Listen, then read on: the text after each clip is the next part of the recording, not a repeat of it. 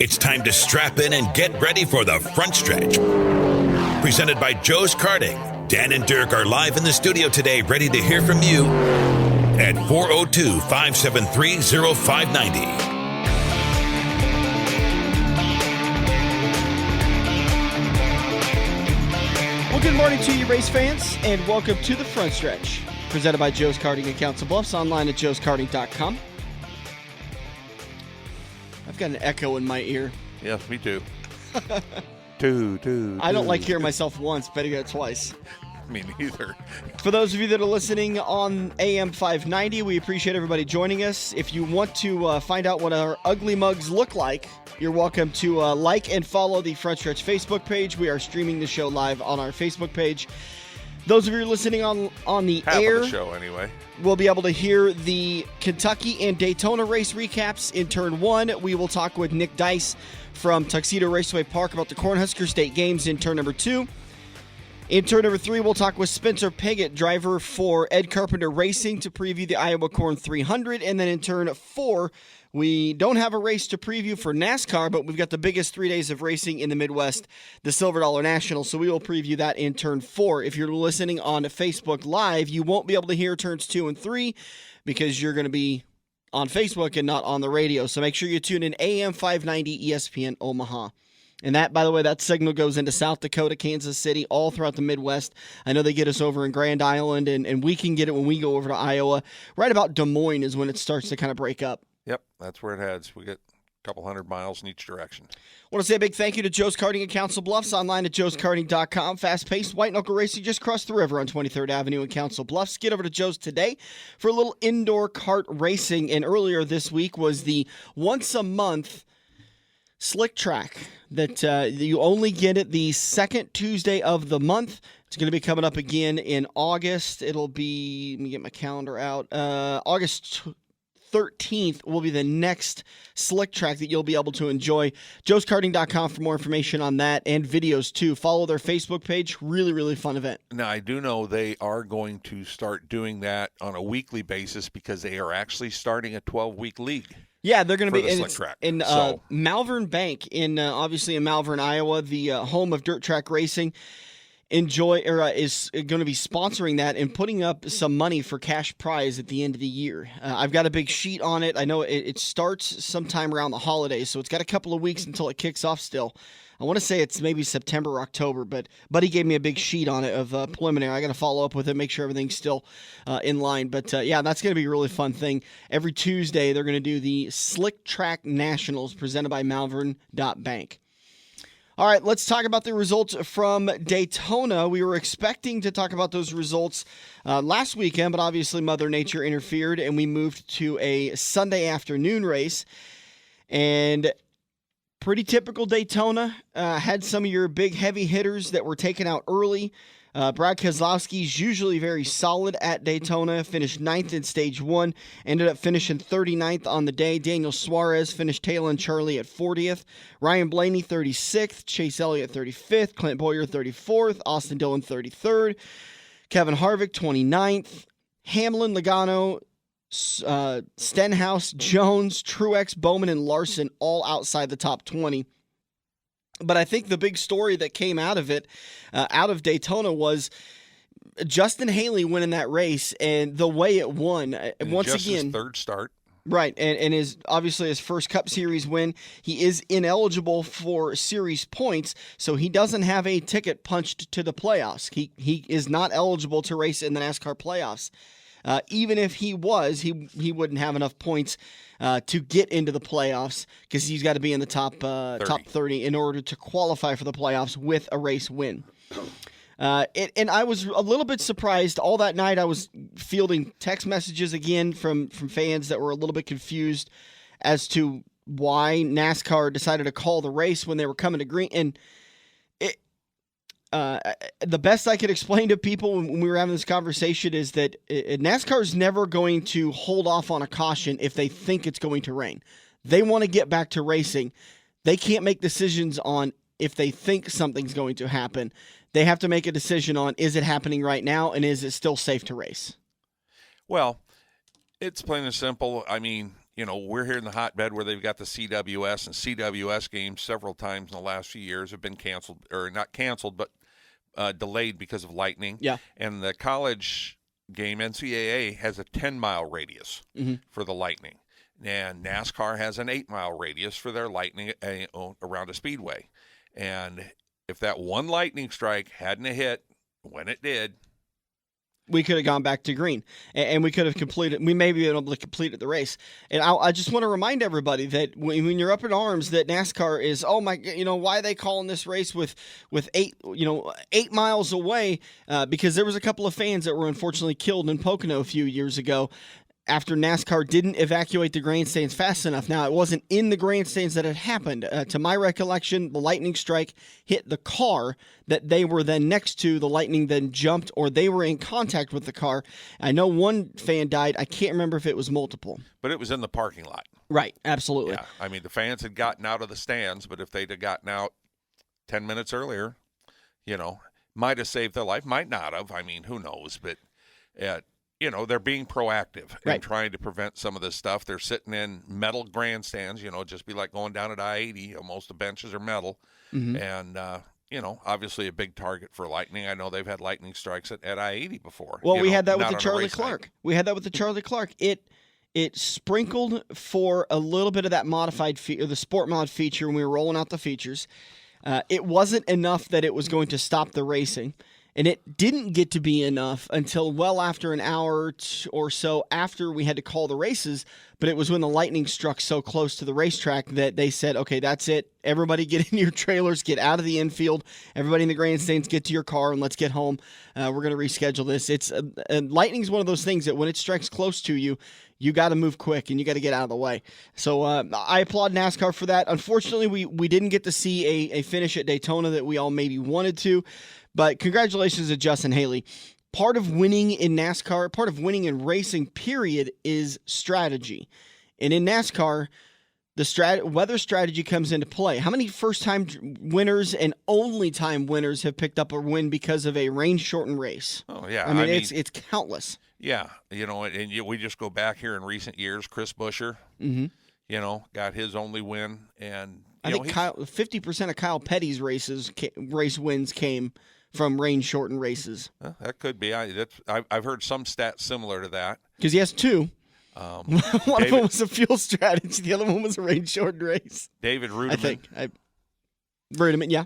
David Rudiman, and Tony Stewart blasted him for it. But, hey, it's still in the books that way. It's a part of the strategy. I mean, when you win on the upper level, like I said, when you win on a strategy, your strategy could simply be to run the low groove and save fuel, or to run the high side and keep your momentum up, or it could be to I mean, there's so many different strategies that can win. Your pit road strategy could have won you the race. Doesn't make it any less of a win. It's still a win. And in this sport, whether it be dirt track racing, asphalt racing, NASCAR, whatever, World of Outlaws, you pick up a win in these upper series, you take it how you can get it. Exactly. I mean, you'll hear even the champion drivers will say, I'd rather be lucky than good. Right. I don't know how many drivers I sit there and watch on Friday and Saturday nights that they're good enough to be in victory lane 4 or 5 times a year, but they're not lucky enough.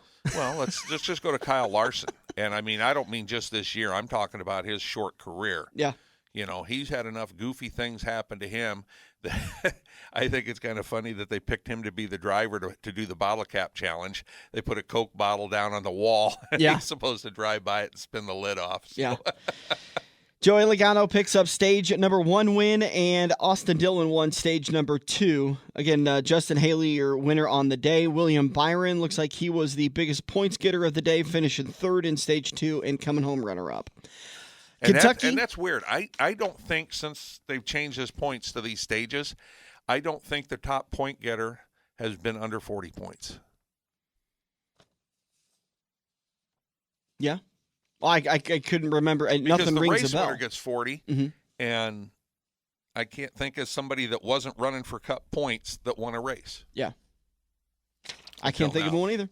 All right, moving on to Kentucky. That was last night in Spartan, Kentucky. Sparta. Oh, I've got 300 on my mind. I was watching that the other day. That's such a good movie. And then this kid, Zach Van Cirksum, races at I-80 Speedway on Friday nights. So that sounds like a character from 300. So just out of curiosity, then, did Spartacus win the race last night at Sparta? No.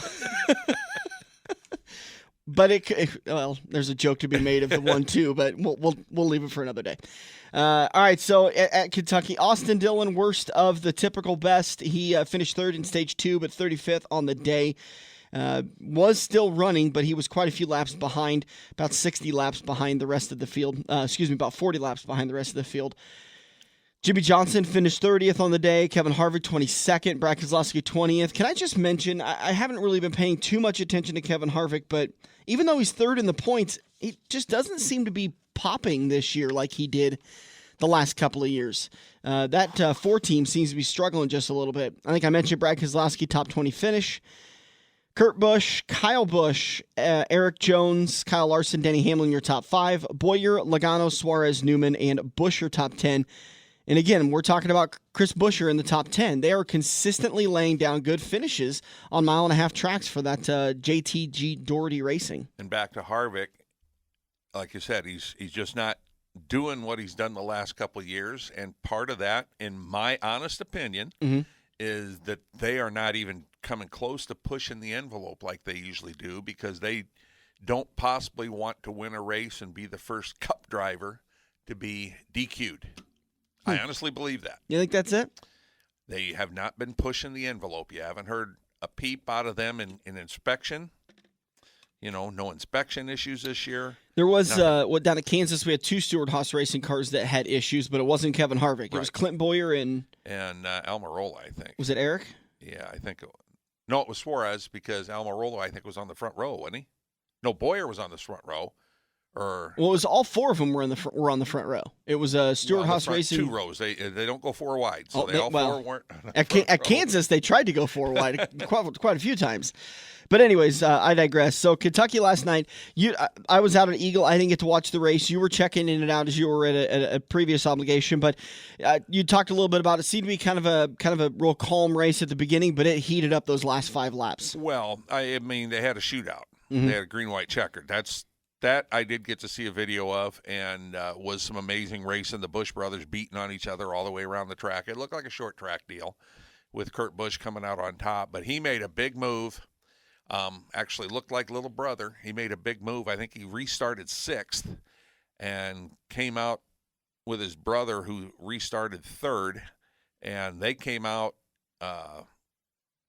in the front out of turn 2.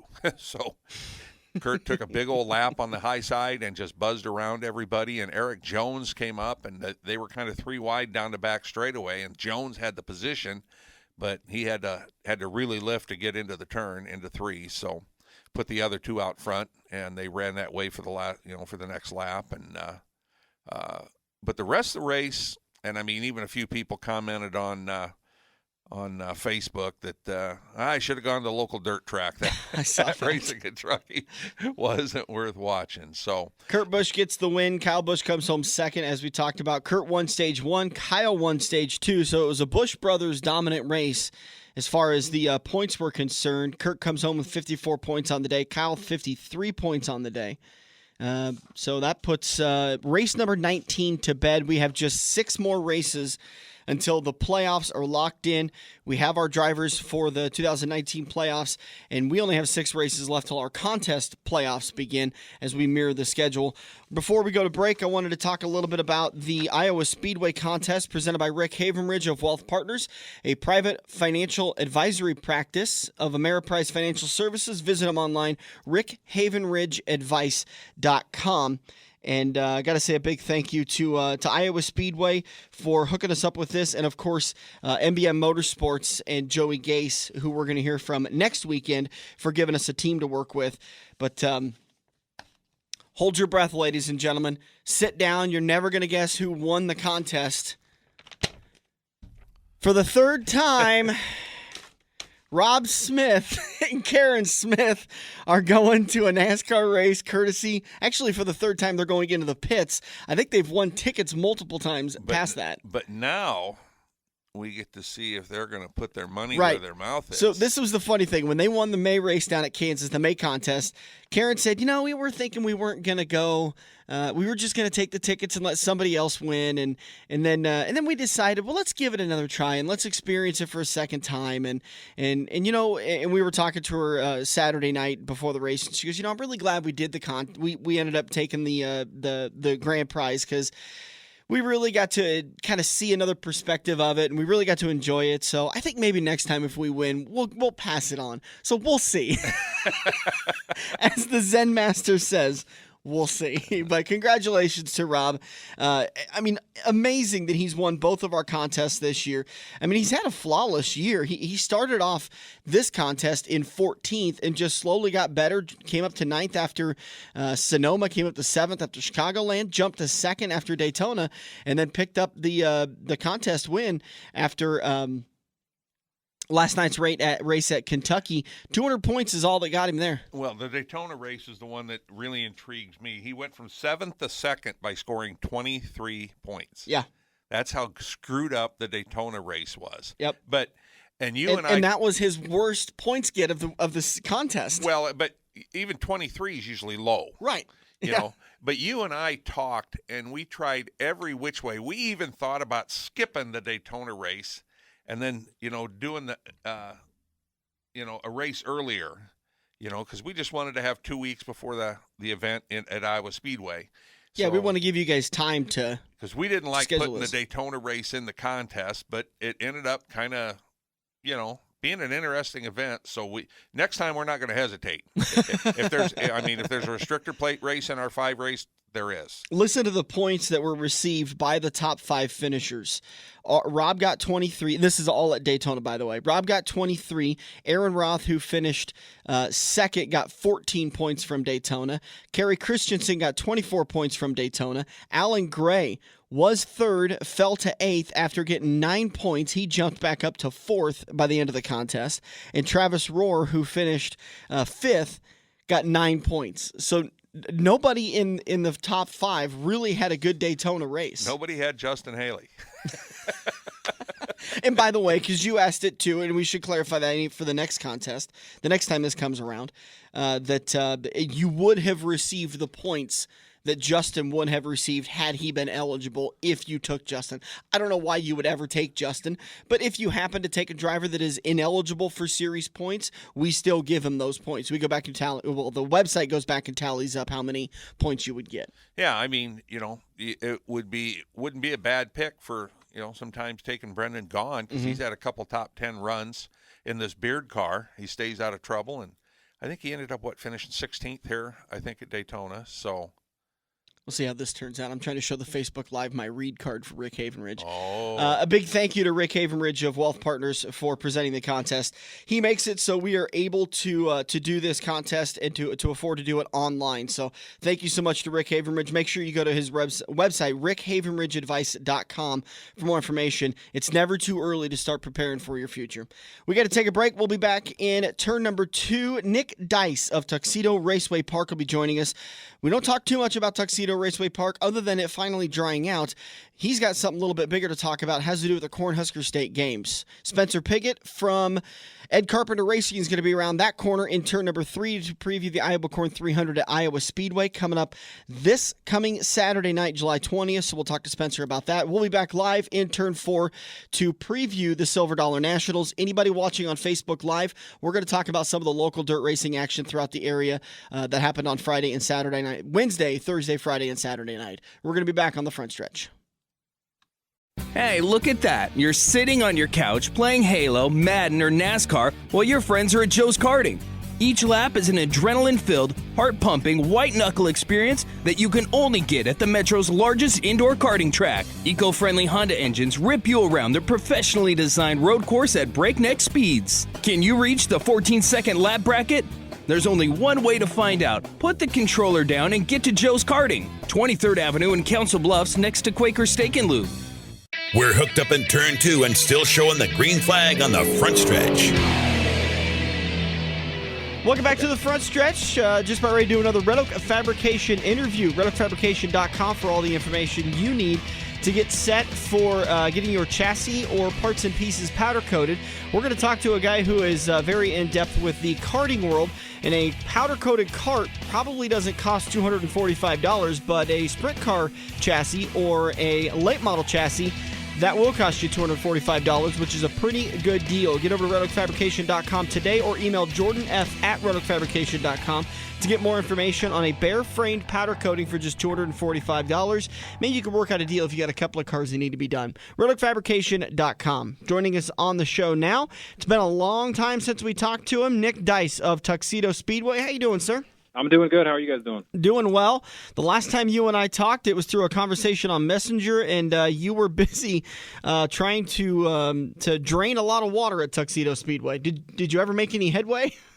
Yeah, I think the first time, that was our first flood. We've actually had two this year. The first one in March being the worst. I mean, it reached 30 feet, which was a record for the area, which put the track about 10 feet underwater, 10 to 12. And then the second one, I've already forgotten. I think it was late April. We were only under about, I think we were only about under 2 or 3 feet of water at that time. But yeah, I mean, it's really complicated our year. We've only had 3 races to this point. I haven't even gone back and looked yet. I think we've canceled 6 events already this year, and we're kind of playing catch up. You know, I thought we had a pretty good plan going into the year, and we're obviously not where I want to be, but we've had 2 pretty decent events, and we're just going to continue to build on that.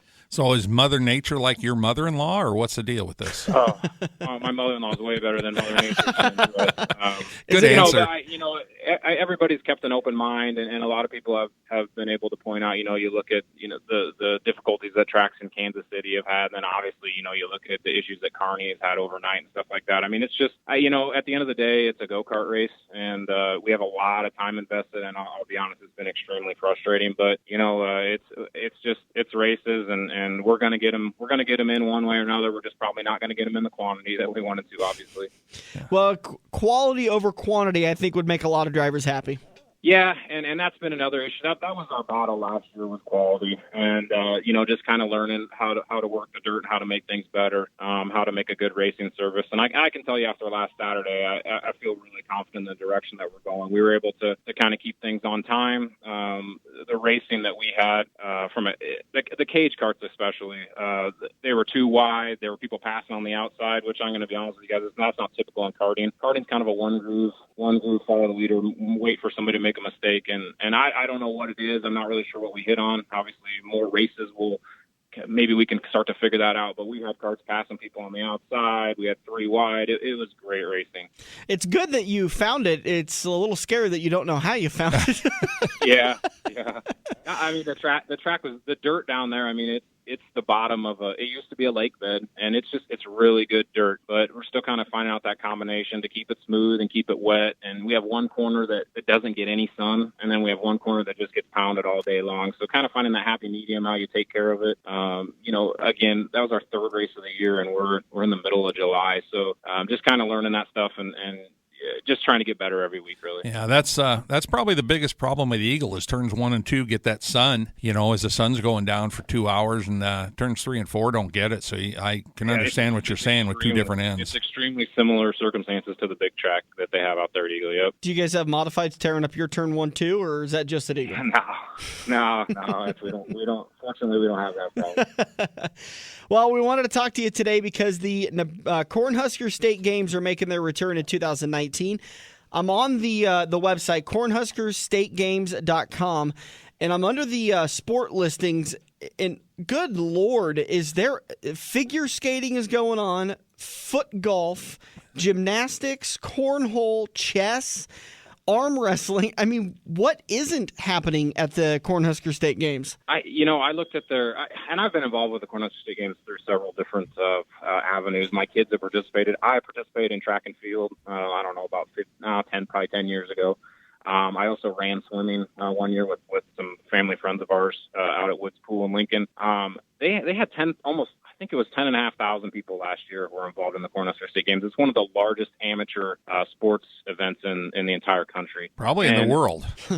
It's possible, yeah. I just thought it would seem like a good fit. And I'm getting a lot of questions, what does it even mean for us from a kart racing standpoint? And we are the first motorsport that's ever been included. They didn't give me the details, but they did tell me that several people have tried to get some motorsports included, and it just didn't pan out for whatever reason. But we are the first motorsports in the history of Cornhusker State Games to be included. And I guess what does that mean for the racer? And you're not going to see a whole lot of difference in the event that we hold. It's going to be fairly typical. You're probably going to see the same racers. What I'm hoping that it does is it pushes us out to a different audience. I think kart racing has become a little stale in our area. We need to get some new blood. We need to get some new ideas, new racers, new people. And I think that this is going to be a great avenue for us. You're going to see, I know we heard a lot of obscure sports that you talked about there, but we also have baseball and basketball and, even fencing and karate and all that type of stuff. Kart racing is going to be among all those other sports that I would say are a little bit more mainstream. So when they have the opening ceremonies in Seacrest, the kart racing banner will be carried right alongside of all the other banners. And what I'm hoping is that people see that and they say, hey, what is this kart racing all about? And we'll see that. Hopefully that translates into more racers and more questions and kart racing just becoming bigger in the area. The kart racing event will go on Saturday, July 27th. Check-in's going to be from 4 to 6. It'll obviously be at Tuxedo Speedway. Competition format, 2 qualifying heats and a feature. Obviously, you'll add on more heats if you have more drivers coming in. Yeah, we'll double those up, and it just depends. It's been the entries have actually they've been a little soft, but we've had a ton of interest in the last couple weeks. So yeah. We've been hovering around 25 entries, which is really pretty low. But I think we picked up 10 or 15 entries this week, and I expect that we may pick up another 10 or 15 in the next couple weeks. And if we can get to 50 or 60, I'll feel really good. But even if we're lower than that, it's the first year. I think some people are just kind of sitting back and seeing what it's all about. But the opening ceremonies at Seacrest Field, for people that have never been a part of that, it's a pretty amazing deal. I mean, they have fireworks and parachutes. And it's like they usually have some kind of big athlete, like Danny Woodhead or one of the Husker volleyball players or something like that. It's a neat deal. So we get to be included in that, and I'm really excited about it. How many classes are you going to run? Just a regular weekly program as far as classes?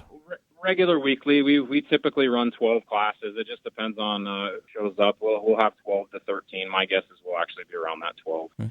I wouldn't get too worried about the number of people registered. You know this in the racing world. Drivers don't do things in advance. They'll decide to do it a day or maybe 2 days before.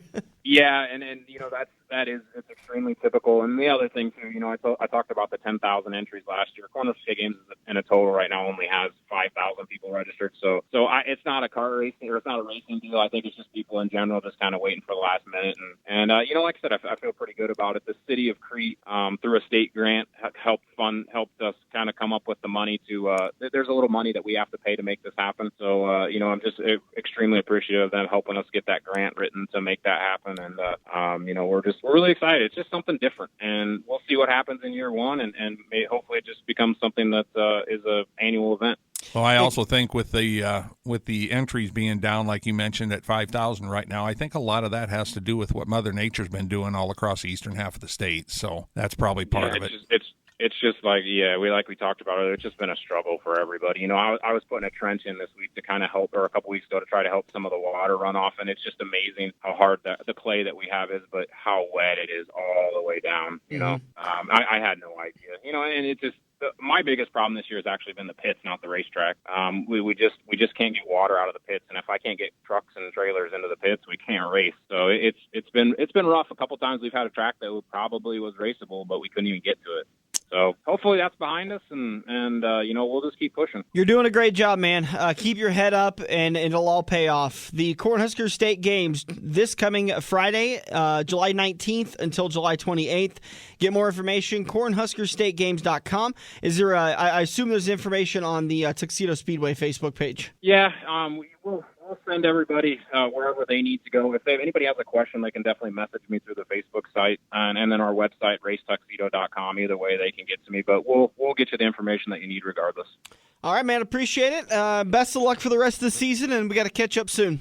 All right, you guys do a great job. I really appreciate your time. Nick Dice of Tuxedo Speedway. Really big deal getting kart racing on that Cornhusker State Games for the first time. And just go to cornhuskerstategames.com and look at the list of sports they have going on.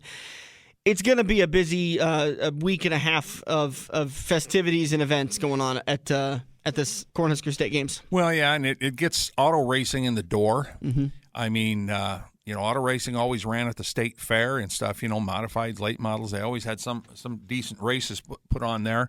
So maybe, in the years coming, in the next several years, somebody could pick up a Wednesday night show or something for the late models and the modifieds, or even a Tuesday night show with the Nebraska State Fair. We appreciate everybody joining us. We're going to take a break. We'll be back on the front stretch. If you love wings, if you love rings, and all kinds of other tempting things, great times, great food, get to Quaker Steak and Lube.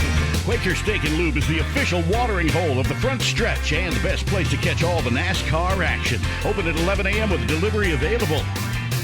Great times, great food, get to Quaker Steak and Lube. Located on Mid-America Drive in Council Bluffs. We all have that coworker that runs their mouth off at how great they are. They shot a 5 under par, 95-mile-an-hour fastball, bench press 375, brah. Wouldn't you love to shut them up by schooling them at Joe's Karting? Council Bluffs' premier indoor karting track, professionally designed so each corner is your opportunity to embarrass your coworker. Call Buddy for your next company outing at 712-256-5278. Joe's Karting, white knuckle racing just across the river on 23rd Avenue next to AMC 17. Feather the brake and get back to the gas. Dan and Dirk are headed into turn 3 on the front stretch. Welcome back to the front stretch. Rolling into turn number 3, and it's time for another Red Oak Fabrication. Get more information about powder coating your parts and pieces at redoakfabrication.com. You can email jordanf@redoakfabrication.com for a free estimate. $275 for a bare chassis.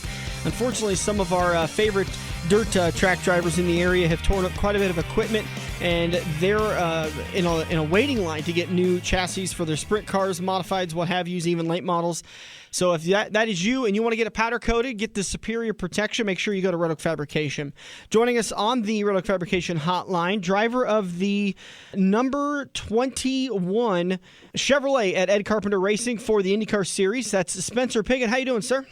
I'm doing great. Thanks for having me on the show. Hey, it's always a pleasure, especially when we get to talk to somebody new and somebody that had a good run at Iowa, which we're talking about today. You were able to finish runner-up at Iowa Speedway last year, one of your best finishes in the series for 2018. So talk about that run last year at Iowa. Yeah, it was a great race.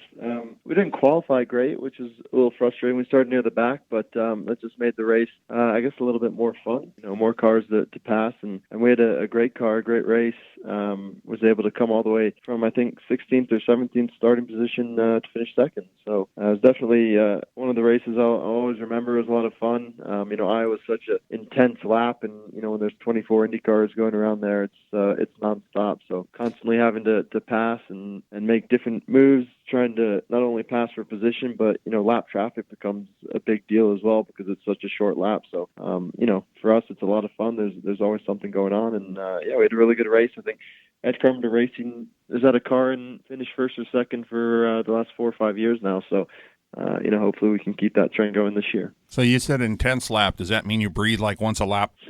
Yeah, pretty much on the back straightaway. That's kind of the only 4-second break that you get.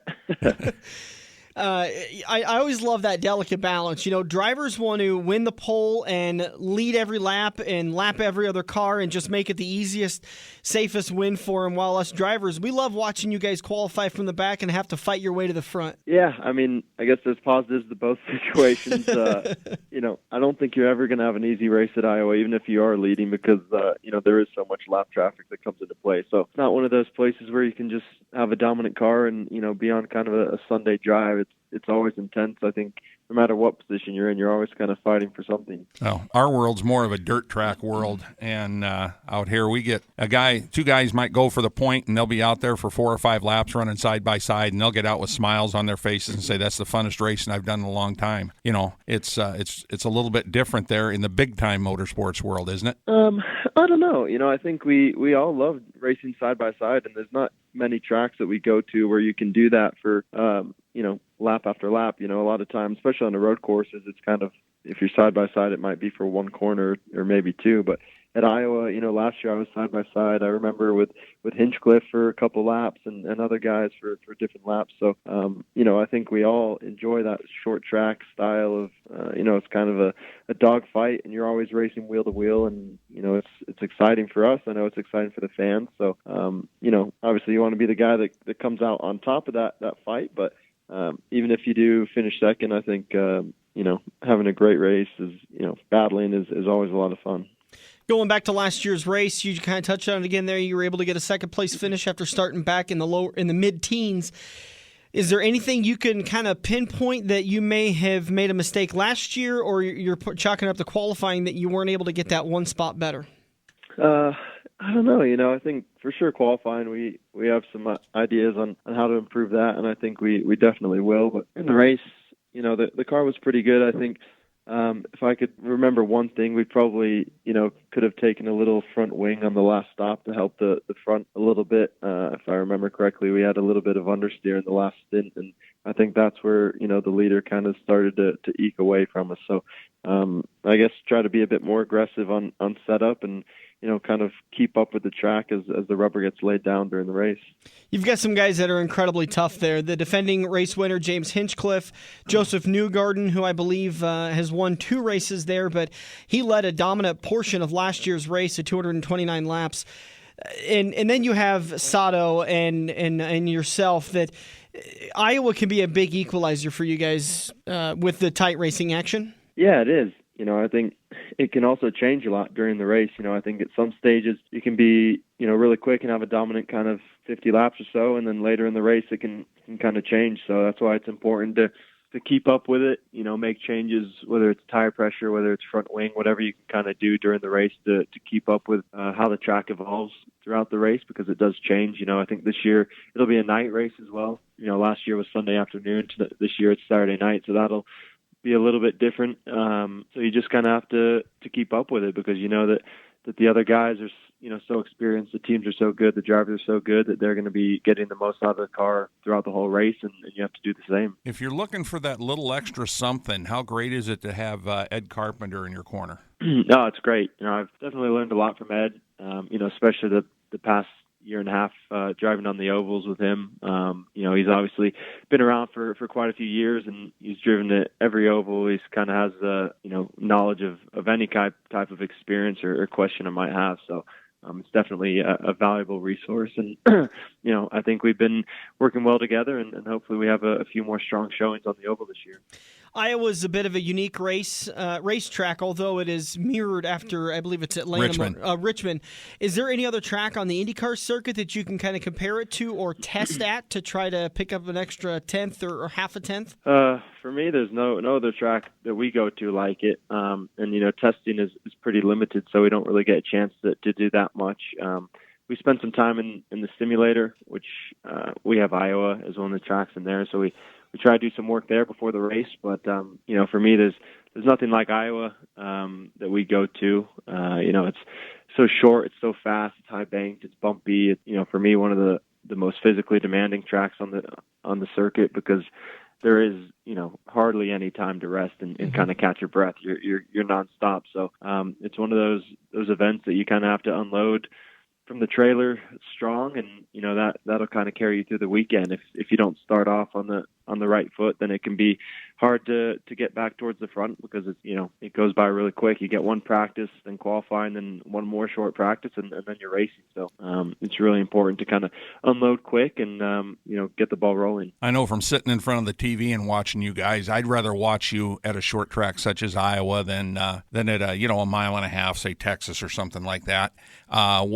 What's your opinion of being in the cockpit? Which would you rather be at? I do really like Iowa. I think there's good races on all the ovals we go to. Texas is a lot of fun. I think it's fast and it's exciting, but you definitely don't get the side-by-side battles and throughout the field with the lap traffic and stuff that you get at Iowa. So for me, I think Iowa's a little bit probably more fun to drive, a little bit more fun to watch, just because there is so much action. No matter where you look, if you're looking at the front, middle, or back of the pack, it always seems like there's something going on. Hey, you were talking about doing the simulator at Iowa Speedway. What's the corn height during the simulator? Is it full growth, or is it even realistic to what we're having now? Depends what time of year we go down there. Yeah, the other aspect of this race is it's going back to a Saturday night race. You finished second last year in the heat of the day. Are you looking at much of a change for the track with this nighttime race? I don't know. I actually haven't raced at Iowa at night yet, so I'm sure the team will have kind of some data to look back on. But for me, if anything, I would think that the heat of the day race was more difficult. The tires kind of get abused a little bit more. The track's a little slipperier and with all the heat, so the nighttime might make it a little bit nicer for the drivers. Might have a little bit more grip, and maybe the tires won't degrade as much as well. So could call for more side by side and more action. On your IndyCar profile, it says you enjoy traveling. What's the favorite place you've traveled to so far? I don't know. Good question. I really liked Australia. I've been there a few times. I've got some family there. I spent some time around Sydney and stuff. So, I really like that. But I like to travel. I like to go different places. Right now, I'm actually in Park City, Utah, for a few days before I head back to Indy. So I'm just trying to take advantage of the rare weekend that we have away from the track. Hey, that's a total fail. You're supposed to say Iowa. I love going to Iowa. I like Iowa. It's up there somewhere. Somewhere. Yeah. You wouldn't like Iowa right now. It's like 100 degrees with, like another 10 or 12 degrees added for the heat index because it's so humid because all the moisture from all the rain's coming back out of the ground. It's a mess around here now. Well, you're from Orlando, Florida, so you know what that humidity's like. Yeah, I do. And it's, it'll be nice to be racing at night this year. Yeah, I bet. Catch him in the number 21 Ed Carpenter Racing Machine at Iowa Speedway. Once again, the tickets are on sale, iowaspeedway.com for the Iowa Corn 300. Best of luck to you on July 20th for that race, Spencer. Really do appreciate your time, bud. Yeah, thanks a lot, and thanks again for having me. Anytime. Yep. You're welcome anytime. Thank you. So once again, that was Simon Pigot of Ed Carpenter Racing in the 21 Machine. They've had the Ed Carpenter Racing's had a lot of success at Iowa Speedway. That's exactly what he said. I can't remember if I think they've gotten the win with Joseph Newgarden before. That was the last Iowa Corn 300 I was able to go to. Joseph Newgarden he embarrassed the field. I think he lapped up to about 6th, and he was about to lap 5th when the caution came out, and then there wasn't enough time to get back up there again. But, he was just ungodly fast. But it's a great race. If you're not into dirt track racing and you want to see these guys that compete on a daily basis, on a race basis in the IndyCar series, the same guys that compete in the Indy 500, this is a great opportunity, and it's a completely different race, completely different type of track than the IndyCar series, and it's one of my favorites. I really am heartbroken that I don't get to go watch this race because we'll be at I-80 Speedway for the Silver Dollar Nationals. Such an awesome race. I highly, highly suggest that if you do go, you rent some radios to be able to listen to the play-by-play announcers, because it is really easy to lose track of where these cars are out on the surface. They're moving so fast that when you look up at the scoring pylon and say, okay, this car's in 3rd, and then you go to find him on the track, he might be leading by then, or he might be in 7th. Right, it's a complete blur. So make sure you get headphones. But it's an absolutely beautiful time. I love Iowa Speedway for the fact that it's not the palace of racing like Kansas or Charlotte or Daytona is. It's kind of your down home roots racing track. It's very basic, but it'll take care of every accommodation you need. It just does it on a simple level, and I love that about it. Well, to me, what I love about it, it's the size of racetrack that cars ought to race on. Right. iowaspeedway.com for tickets and information. Get them now. Get them quick. You're going to have a great time. I can almost guarantee it. Saturday, July 20th. It's a nighttime race. It should be cooler than it will be. It should be cooler because that doesn't mean anything with the humidity in this area. And if I know you and I don't see you at the Silver Dollar Nationals, you better be able to tell me how good that Iowa Speedway race was. Absolutely. We're going to take a break. We'll be back in turn number 4 on the front stretch. Quaker Steak and Lube in Council Bluffs isn't just another wing joint. It's a great place for beers, bikes, classic cars, and amazing specials. Get to the Lube each Monday for Kids Night, where Kids Lube Cruiser meals are just 99 cents with an adult entree. Each Tuesday, you can pound down all the wings you can handle for just $14.95 during all-you-can-eat wings. Wednesday is Bike Night, and Thursday is Classic Car Cruising. Follow them on Facebook at Quaker Steak and Lube Council Bluffs. Get to Quaker Steak and Lube. Every race car driver has run into the same problem. It's well past normal parts store closing hours, but you need that one to finish your car. The guys who brought you White Knuckle Racing by the River bring you Joe's Karting Racing Parts and Tire Store. Open until 10 p.m. Monday to Thursday and open until 11 p.m. on Friday and Saturday. A parts store that fits your after-hours schedule, and you can turn a few laps at Joe's Karting while you're waiting for your part to get pulled from their warehouse. joeskarting.com for more information. Dan and Dirk are live for one last corner. Give them a call now at 402-573-0590. Welcome back to the front stretch. Rolling into turn number 4, brought to you by Quaker Steak and Lube, the official watering hole of the front stretch. Get over the Lube today.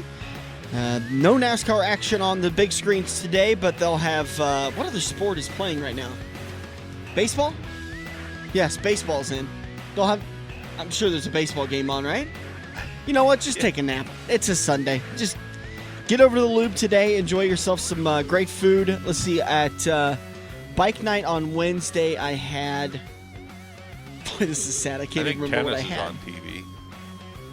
Sometimes I don't even know. I don't even know who you are sometimes. Things you bring up. You obviously haven't looked at some of these girls that play tennis. Well, that's a good point. Jacked Up BLT at the Lube, my choice of the week. So if you get over to Quaker Steak and Lube, thick cut ham. It's a slab of ham. It is not bacon. It is a slab of ham. It is that is very well smoked. Yeah, that's a good sandwich. I've had that one. Jacked Up BLT. Get over to Quaker Steak and Lube today for all of that. Also coming up next Monday, not this coming Monday, but next Monday, the following Monday, on the 22nd is the next cornhole tournament. We have teams available for that. Just go to the cornhole tournament event on the Facebook page for Quaker Steak and Lube, and you can purchase your two-person team. By the way, we had some confusion with it. Two-person team, $20. It's $20 for the two people, or you can buy a lube tube and a two-person team for $30. You're saving $5 with that one. And while we're talking about that kind of stuff, why don't you go ahead and toot your own horn and tell us how that's going? What? Cornhole? Nope. Your Atomic Challenge. Oh, let's see. I need to pull it up on my Facebook page because I don't know the exact total. Last time I checked, I was at, I think, $100 or so. But I'm raising money for my aunt in the Alzheimer's Association, who is. It's a great organization, a great cause that I've been supporting for years. Kind of talked about it last weekend during the show. My goal is to raise $2,500. Once I get to $2,500, I will do the Atomic Wing Challenge at Quaker Steak and Lube. And for every $250 after $2,500, I'll eat an additional Atomic Wing. And I'll do that probably on the Monday or Tuesday after the walk on September 21st. So it'll either be on the 22nd or 23rd. The walk's on the 22nd. And then I'll do the challenge on either the 23rd or 24th. We'll get more information on that. But so far, about $100 raised. I really want to do this challenge. So $5, $10, if you guys could help out, I'd greatly appreciate it. It really kind of feels like we're really close to solving the issue with Alzheimer's and maybe even curing it. So I'd like my $2,500 to be that reason why we're able to get over the hump. All right, the Silver Dollar Nationals coming up at Iowa Speedway. Big 3-day event. Used to be the practice night and kind of a preliminary night on Thursday, but after the Go 50 got rained out in 2018 and was rescheduled for the Thursday of the Silver Dollar Nationals, I-80 just said, hey, that kind of worked out pretty good for us, so let's just do it again. So it is going to be the Go 50, the Malvern Bank Go 50 Silver Dollar Nationals kickoff on Thursday. The drivers' meeting is at 6, hot laps are at 6:30, and then they'll do time trials, national anthem, and then the Malvern Bank Super Late Models will race that night for $5,300 to win. The Go 50 is for $12,000 to win. $12,000 this year? Yep, the Malvern Bank Go 25, which is an invitational-only modified race, is racing for, I don't have that purse. I think. But those are the 3 races on Thursday night. Go home, sleep it off, come back, get to work, come back on Friday night, and it's qualifying night for all of the classes, USMTS Modifieds and Lucas Oil Late Models. And then Friday, after the races are over with, it's a free concert in the pits with Cali, Indiana, who is a great band throughout the area. They did a great job last year, so I-80 is bringing it back. They're going to set up in the center pit shack on a flatbed trailer, and they've got they'll start about 20 or 30 minutes after the races end, and I think they play till about 1 a.m. But over the last couple of years, everyone's been having a good time. They're drinking, they're partying, they're kind of carrying on with the weekend. So they just keep tossing more money into the till, and Cali, Indiana will just keep adding hours to them playing. I think last year they ended at like 3:30 or 4 o'clock in the morning. And then I was long gone, I'll tell you that. Yeah, me too. And then we get up Saturday and do my new favorite part of the Silver Dollar Nationals is the second annual Cornhole Tournament. Gates open for Saturday at noon. If you're a part of the Cornhole Tournament, the bags fly at 1 o'clock. That usually wraps up at about 4 or 4:30. Then you can go back into the pits. You can meet and greet with any drivers. I believe the pits close at about 5 or 5:30. And then you can go back out to the grandstands and get set for the night of racing. And then we have our big races, the Silver Dollar Nationals, the USMTS feature, last chance qualifiers, and then the feature, that one paying $8,000 to win. Basically, we're going to help Rodney Sanders get up and down the road for another year, $8,000 to win race. And then the Silver Dollar Nationals, $53,000 to win. And they've added more money on qualifying nights and lap leadings and kind of filled that purse in just a little bit more. Last time I knew, I believe it was $375,000 total purse payout for that race weekend. Yep, that's a lot of green when you sit and think about it. I mean, in all honesty, the race purse for Saturday night, just the one night, will rival a NASCAR truck race. That's a fact. I absolutely agree. And it's the back money for the NASCAR race pays just a little bit more because of some of the sponsor commitments they've got. But there are some truck races that $53,000 would be a nice win for, And you don't think about it on that level because this is just a local dirt race, But it's definitely one of the top 5 dirt races in the country when you think of total purse and everything involved. I want to say third. That could very well be. Because there's a couple of 50,000s and the 53,000 there's a couple pushes $100,000 win races. Yeah. But when you get down through the payout through the whole purse again, we're talking the Dolly Parton situation where the total race purse isn't as big as what I-80 Speedway is going to be. So they've got a lot of great sponsors, especially Imperial Tile that helps bring the Silver Dollar Nationals. I80Speedway.com for tickets and information. 3-day passes available, camping spots available. I mean, that is kind of one of my goals is to eventually I get old enough that I can have a camper and then I can have a campsite out at the Silver Dollar Nationals, the Race Saver Nationals, Iowa, Kansas, Knoxville. I mean, that's a goal for me. Be careful what you wish for on some of that stuff because living in the camper might come sooner than you think. That's a good point. I think the cats would love it. Oh, your cats would love it, but the girlfriend might not. Yeah, well, she might too. SilverDollarNationals.com. Get your 3-day passes, get your weekend races, get going. And I want to throw this out there too. If you want to be a part of the Cornhole Challenge, when I talked to Lisa on Friday night, there was 21 of the 32 teams had been sold. So there was, hang on, let me do the math. Covered the one. There was 11 teams left. Right? Dirk? What's that? 11 teams left. 21 teams sold, 32 available. Correct. That is 11. Okay. I was confident about that, but I wanted to double check with our local math whiz. But if you are a part of the Cornhole Challenge, you do have to have a ticket to the Saturday night race in order to get into the grandstands. There was some confusion with that last year. People thought we were going to let them leave after the tournament, come back. So, and it is a cash purse payout, by the way. The amount of payout is dependent on the number of teams. So I know that they've got that leveled out, but $21 for a two-person team. It's a really cool, really fun thing, and they're working on some extra stuff too. But Cali, Indiana playing Friday night, Cornhole Tournament on Saturday, and of course all the racing action, all the racing stars. Your thoughts, Dirk, early on? I know we don't really follow the Lucas Oil Late Model Series very much around here, but I was talking with a couple of drivers Friday night after the races, and Bobby Pierce, obviously strong contender again this year after so dominant last year. Scott Bloomquist struggling since he's returned to that zero car, but this is one of his favorite racetracks. Yeah, Bloomquist is slowly getting rounded into shape, so to speak. I know there were some videos of him doing a workout thing, sitting in a car with a shock mounted and, working the wheel back and forth and stuff. But I think he ran fourth last night with the Lucas guys I saw this morning. Owens had another win, I think. So he's at the top of his game. Mike Marlar's been winning a lot on that Hell Tour that just wrapped up. Brian Shirley was the Tour champion. Bobby Pierce finished second or third. Had a couple parts breakage nights during the Tour that cost him. One, I know he was winning the race, broke a rear end, so he has that kind of luck every now and then.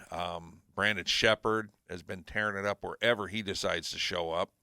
So there's several guys that are coming in, really hot. So, it'll be a good time racing. And again, with the Lucas boys, most of these guys being professional drivers and driving for owners.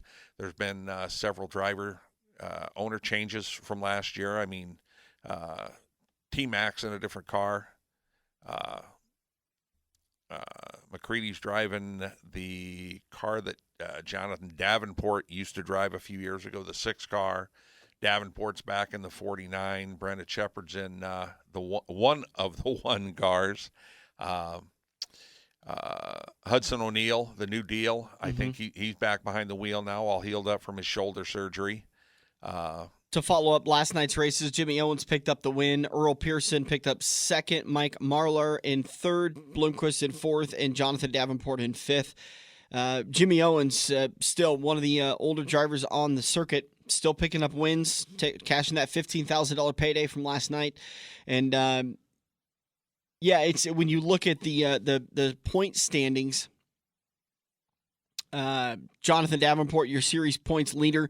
Tyler Erb hasn't won at Iowa Speedway for the Silver Dollar Nationals yet, but very strong this year. Josh Richards, Earl Pearson, Tim McCready, Jimmy Owens. Most of these top 10 finishers have won at Iowa. Well, not most. A few of them have won at Iowa Speedway at the Silver Dollar Nationals in the past. So it'll be interesting to see. And this is a race that I love, that the 80-lap feature. It's kind of like one of those big, long races like Charlotte for the NASCAR race. If you're strong early, you're probably not going to be very strong late. And it's very, very uncommon for someone to dominate the Silver Dollar Nationals race. There's kind of fluctuations throughout the flow of the race, and the comers usually start coming about 10 or 15 to go. Well, a couple of years ago when you had Ryan Gustin started tail end Charlie and took the lead 50 laps in, only to run into a back marker 3 laps later. He was going to dominate that race, and Owens ended up winning that year, and he said, I had nothing for him. You know, if he hadn't broke, he's out there by himself, maybe lapping the field, which would really be odd. Last year he had Bobby Pierce run him down from the middle of the field. And, then he got unlucky and broke. So there's been some domination. You just got to watch it because it's not at the leader. Right. Get your Silver Dollar Nationals tickets today, i80speedway.com. That's going to do it for us today. We'll be back next weekend live again, obviously, to follow the Silver Dollar Nationals. We're going to get interviews with the top 5 from both USMTS and the Silver Dollar or the Lucas Oil late models. We'll talk with Joey Gase to get you set for the final weekend at Iowa Speedway, and then we'll preview New Hampshire. Thanks again, everybody, for joining us on the front stretch. Thanks for everybody for watching. Thanks to Craig for pushing the buttons. For Dirk Houston, I'm Dan Taylor. This has been the front stretch presented by Joe's Karting on AM 590.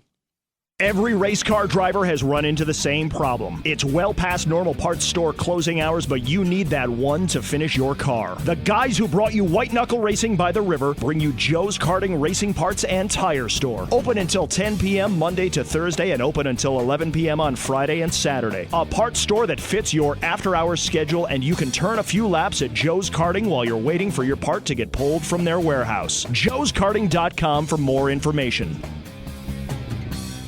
This has been the Front Stretch Radio Show, presented by Joe's Karting in Council Bluffs. To contact Dan or Dirk, find them on Facebook at The Front Stretch or email them at frontstretch590@gmail.com.